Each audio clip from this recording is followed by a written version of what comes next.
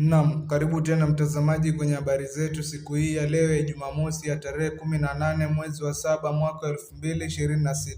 Jina langu ni Eric Masha Douglas. Naam, ODM imekufa kisiasa, inaendeshwa na Ikulu, amesema Bwana Edwin Sifuna. Seneta wa Nairobi Edwin Sifuna amesema chama cha ODM kimepoteza mwelekeo wa kisiasa na sasa maamuzi yake yanafanywa kutoka Ikulu.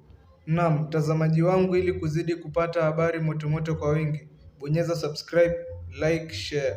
Akizungumza jana akiwa na gavana wa Siaya James Orengo baada ya mkutano wa waratibu wa mrengo wa Linda Mwananchi kutoka kaunti 36, Sifuna alisema chama hicho kimepoteza uhuru wake wala hakifanyi tena maamuzi kutoka makao yake ya Orange House. Kwa bahati mbaya, maamuzi yanayoathiri ODM na wanachama wake hayafanywi tena Orange House. Hata uamuzi wa kuniondoa kama naibu kiranja wa wachache ulitoka Ikulu. Inasikitisha kuona yanayokumba chama chetu, alisema Bwana Sifuna.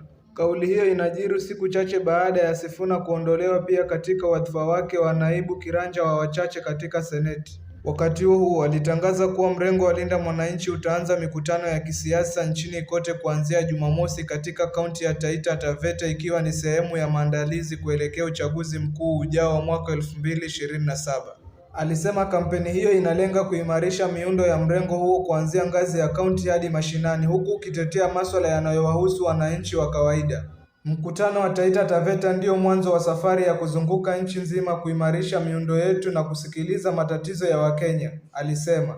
Sifuna alisema viongozi waliokutana ni wanaharakati wa muda mrefu waliomsaidia kiongozi wa ODM Raila Odinga kwa miaka mingi, lakini sasa wameamua kuendeleza azma hiyo kupitia mrengo wa Linda Mwananchi. Hawa ndio askari wa mashinani. Tumefanya kazi pamoja kwa muda mrefu kutimiza ndoto ambayo baba Raila Odinga alikuwa akiipigania.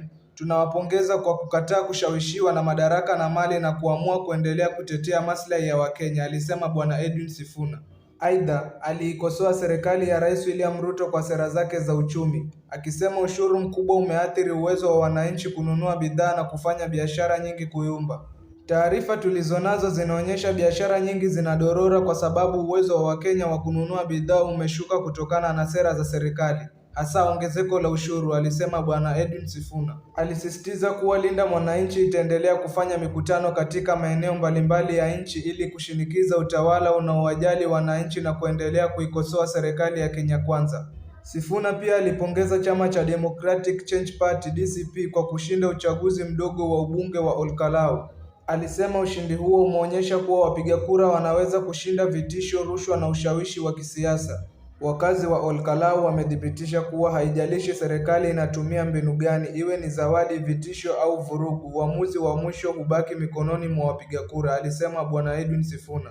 Hata hivyo, alitaka tume huru ya uchaguzi na mipaka IEBC ichunguze madai ya utoaji rushwa kwa wapiga kura na matumizi mabaya ya rasilimali za serikali wakati wa uchaguzi huo. Tunataka uwajibikaji. Wale wote walitumia rasilimali za serikali na kuwahonga wapiga kura wachukuliwe hatua. Hatutaki hali kama hiyo ijirudie katika mwaka 2027 au katika uchaguzi mwingine wowote, alisema Bwana Edwin Sifuna. Gavana Orengo alisema waratibu wote kutoka maeneo ambayo hapo awali yalikuwa ngome za ODM wamekubali kupanua shughuli za Linda Mwananchi kote nchini.